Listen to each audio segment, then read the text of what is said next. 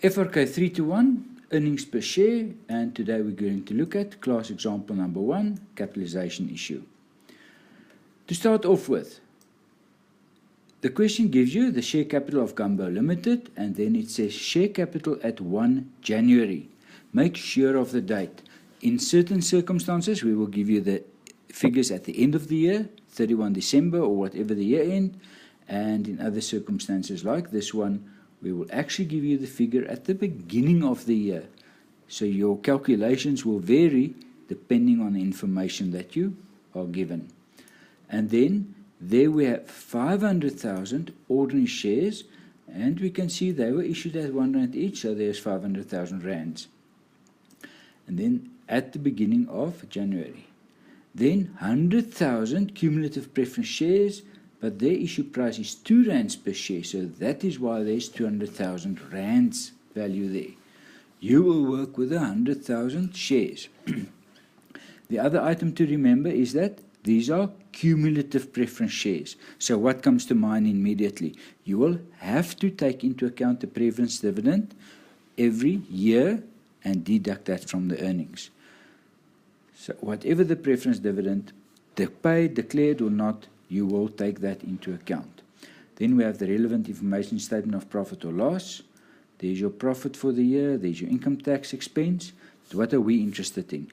We are interested in the profit for the year after tax. And that is the one that we will start off as our basic earnings and adjust the preference dividend. In this question, the preference dividend is given to you. So there you are, 20,000 per annum. Easy. Remember, other questions can give you the dividend per share, then you must calculate the total dividend and deduct that. Ordinary dividend also given to you, 100,000, 80,000, and that will help you to calculate the dividend per share. And then there's two pieces of additional information. On 1 April 20.2, 100,000 ordinary shares were issued at fair value. So they were issued at value. What do we do with that? Think back before you even look at the answer. We said when we issue it at value, we will pro-rata it in the year from when it was issued onwards and no comparative adjustments. Let's look at the second one.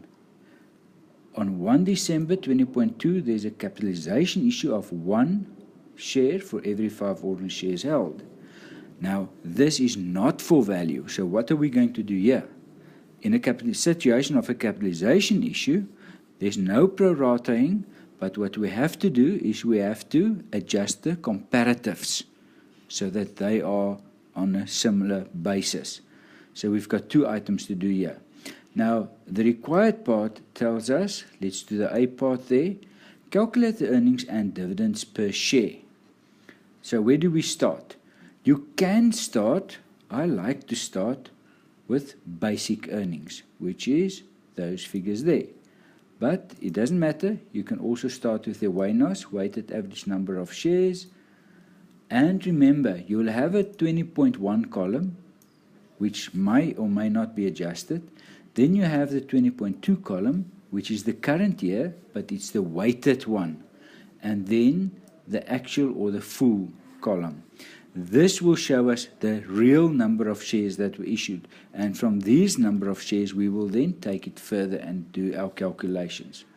So we start off with the amounts that was given to us, 500,000 shares in each year, weighted, and everything is correct there, no problem. Then, as the information said here above, on 1 April 20.2, 100,000 shares issued at fair value, so we will now make the issue. There's the 100,000, we've calculated it, and we put it in the actual column. And then the weighting starts.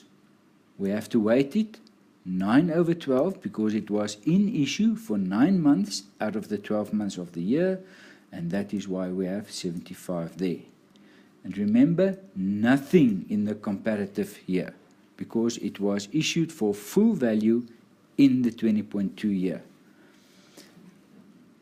It is best now to get your subtotals for various reasons, but you can now see there were 600,000 shares in issue, but because of the fact that it was issued during the year, the weighted average number of shares for the period, and that is the one we are really interested in, is the 575,000. And then the final one, no adjustments, 500,000. But then, as the question also said, we've got a capitalization issue on the 1st of December. And this capitalization issue is 1 share will be given to you for every 5 that you hold. So, if you take your 600,000, you divide that by 5, you will get 120,000.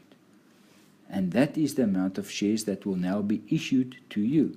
Now, we said you do not restate. You restate this, you do not weight it. So it doesn't matter when it was issued.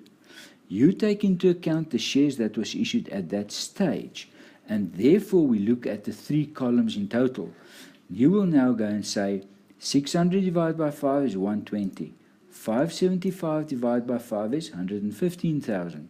And 500,000 divided by 5 is 100,000.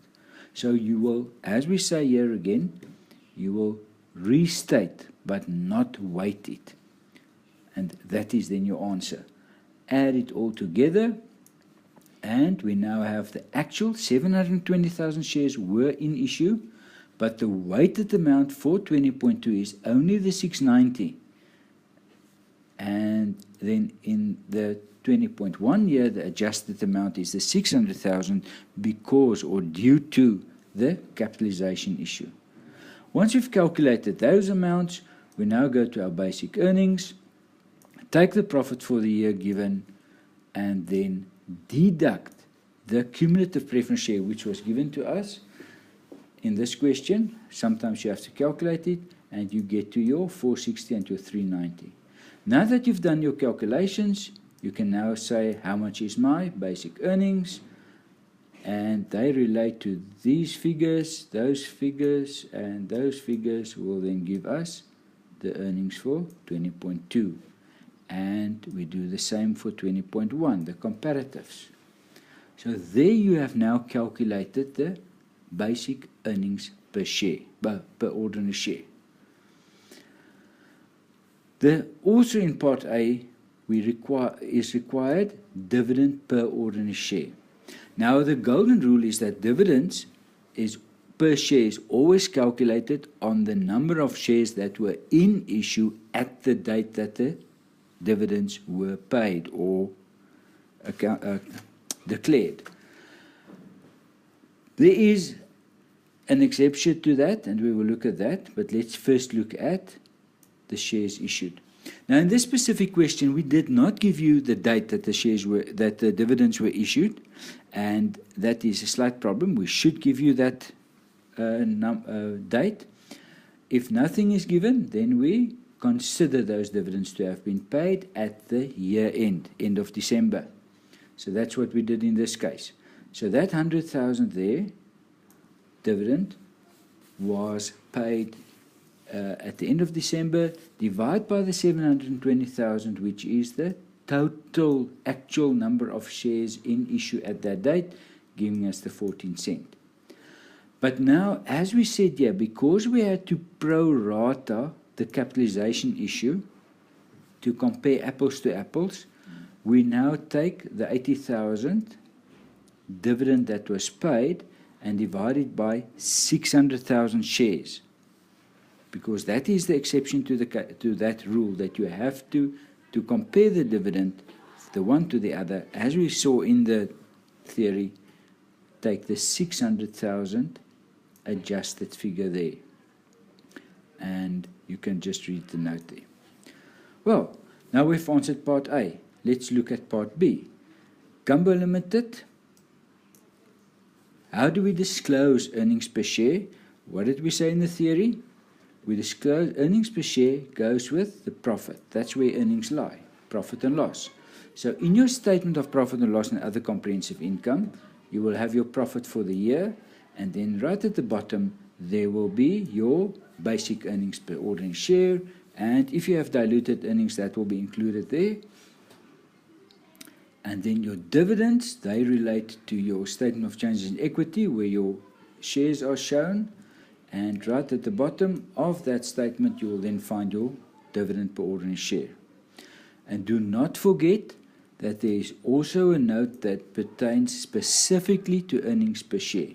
So in this case, you've got the reconciliation, the numerator to the basic EPS, and we look at the profit given, we look at the cumulative preference shares or preference dividend that was paid, and that gives us our reconciled earnings, the 460 and the 390. We compare that to the one-offs, and that is our answer. That is how you calculate your disclosures.